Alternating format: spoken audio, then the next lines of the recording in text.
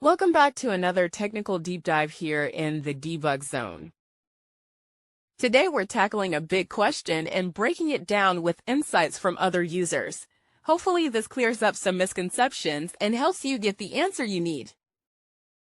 So buckle up, stay a little curious, and let's jump right in.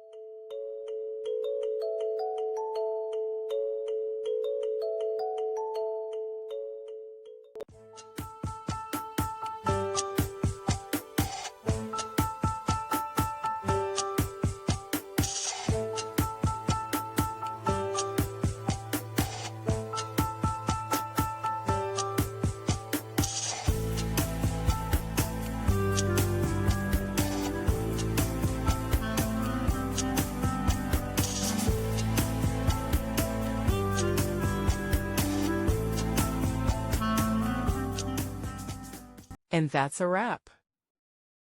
I hope you found the answer you were looking for. If you did, take a second to hit that subscribe button. It really helps out. And let me know in the comments which solution worked best for you. See you next time in the debug zone.